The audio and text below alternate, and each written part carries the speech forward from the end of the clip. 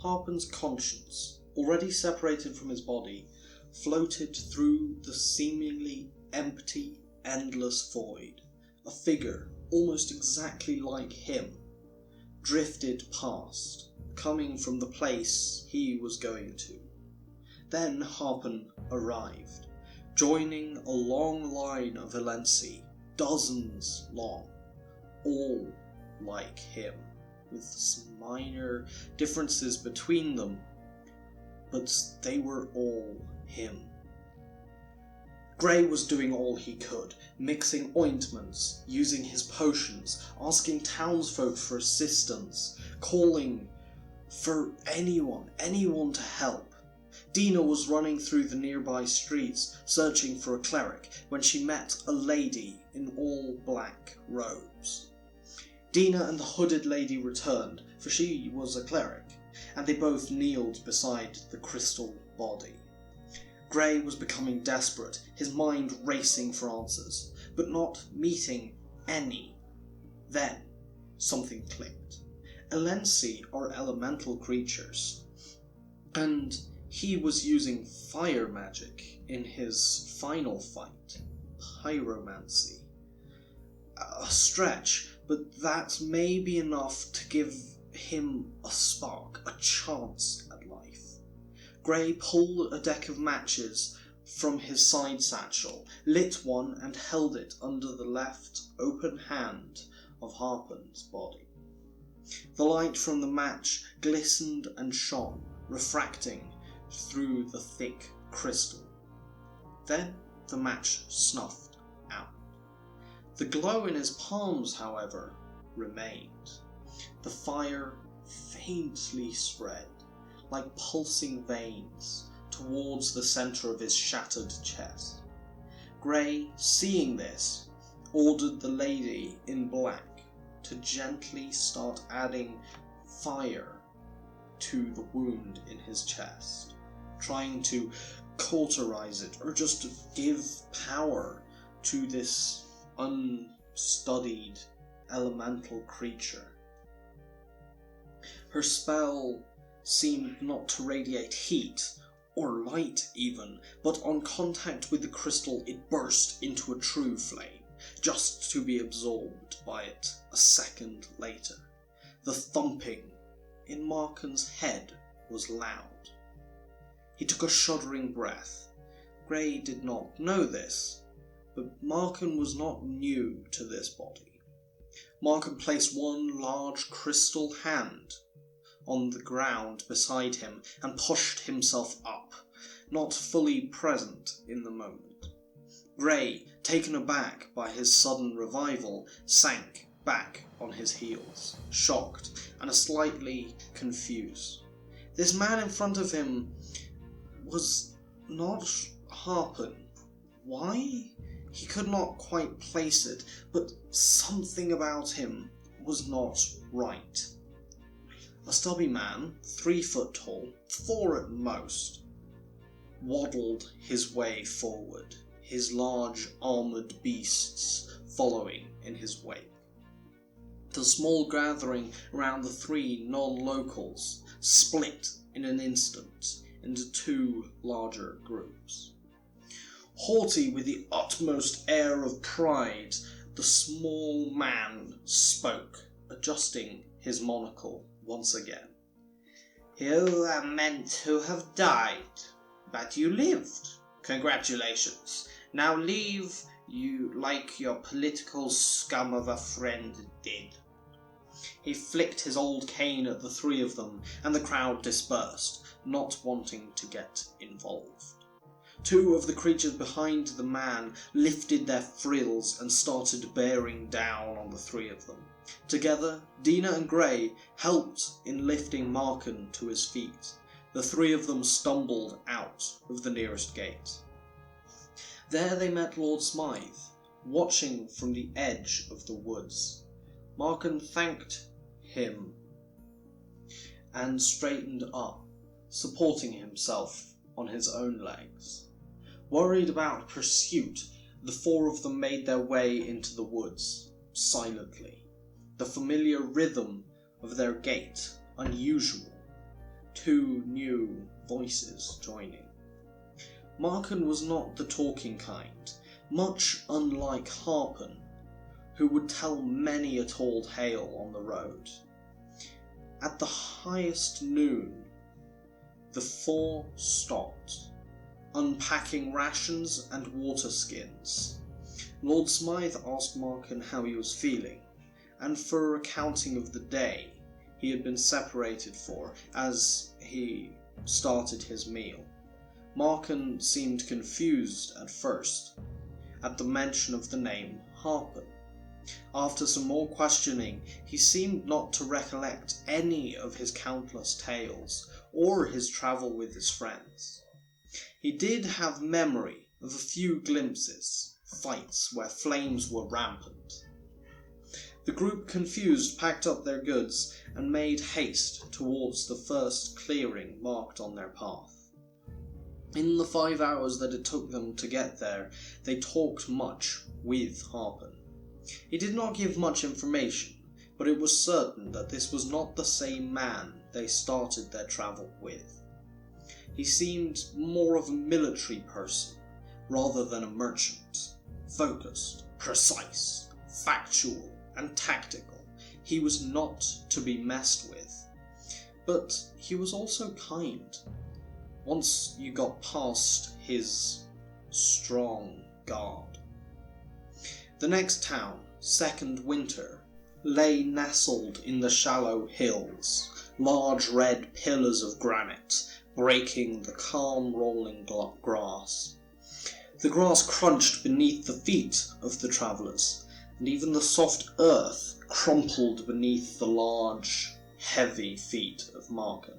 Small snowflakes replaced the spitting rain. The damp clothing on the backs of the group started to stiffen and cool. Two figures hurriedly made their way towards them. A small girl, seemingly flying along the slick, icy road. A large, stockier man, wearing thick full plate, stomped quickly along the sides of the road, sprinting in bursts to try and keep up with the little girl. The little girl skidded to a halt, tripping forwards. She pushed herself up with one hand, clutching a large wicker basket in the other.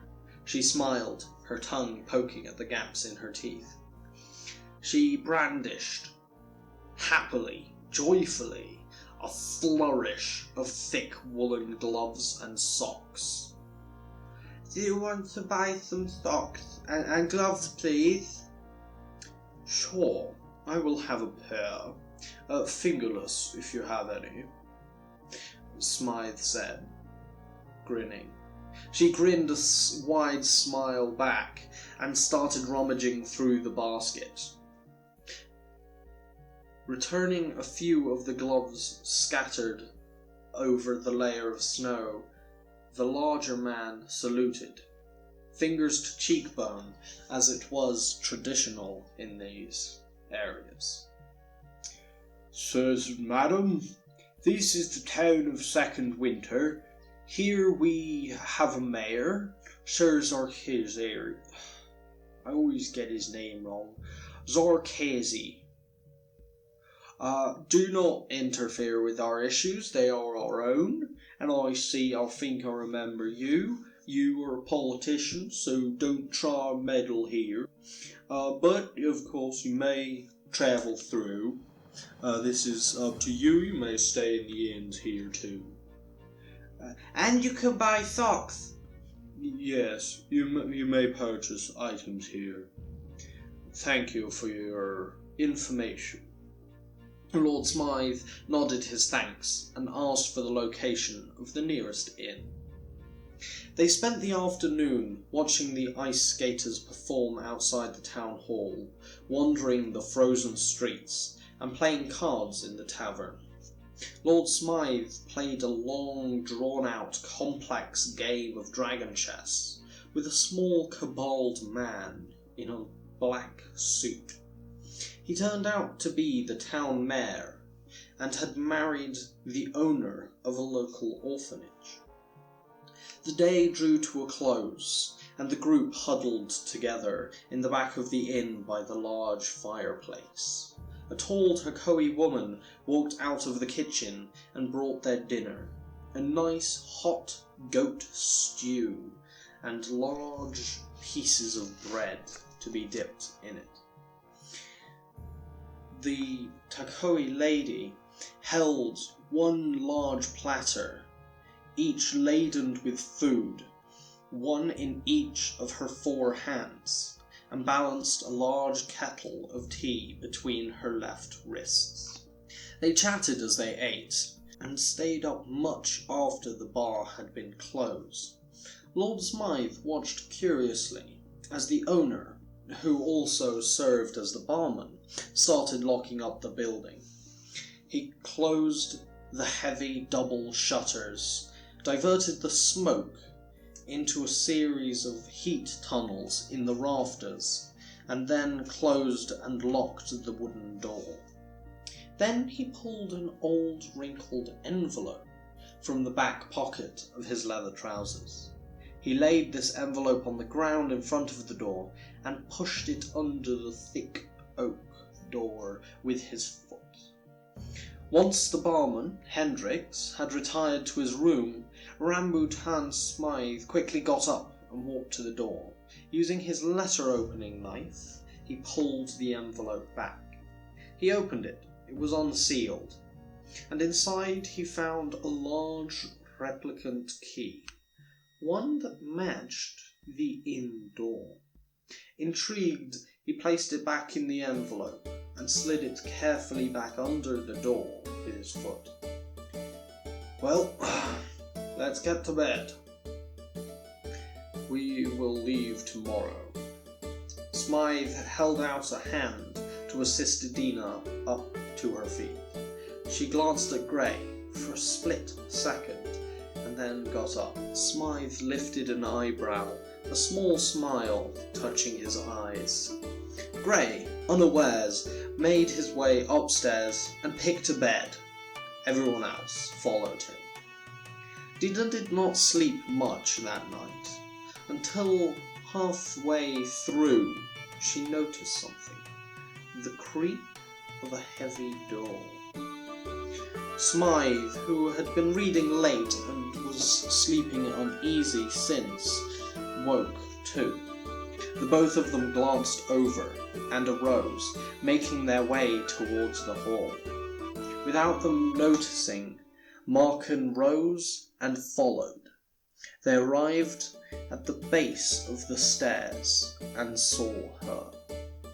Gray, finally awake, sleeping, she was quietly snoring, almost like a cat's purr, clutching at the warm rug she was lying on, the envelope lying open beside her. Smythe bent a knee and softly stroked her forehead, his gentle fingers getting tangled in her messy chestnut hair. Her eyes flickered open. I don't want to go back, please. I don't. She opened her eyes wide and clutched at Dina's legs, still holding Smythe's hand to her forehead. Dina, smiling, remembering her own sister, Ellie, wrapped an arm around her and lifted her up. "So, what do? We can't leave her here. She does not like it here, and she is forced to work, and she evidently sleeps here in the tavern, alone." After much discussion, they decided to leave that night with the child. They could not technically adopt her in time. That would take weeks, and they had no such time. They could not break her out or reprimand the orphanage because, well, the town mayor was one of its owners. So they decided to unlawfully adopt her that night. The nameless girl was eager to leave, saying that she had never really enjoyed it here and that she had no friends. The group packed up and left immediately, leaving a note for Hendricks. Finally, sealing the envelope. She has a new family now. We will find a nice home for her in Setokwa. Do not worry. She insisted that you know that she loved your food. Farewell, kind Hendrix. The group learned to love the girl in the next few days, teaching her how to read and even some basic magic on Markin's request. But most importantly, she received a name that they gave her together, Poppy.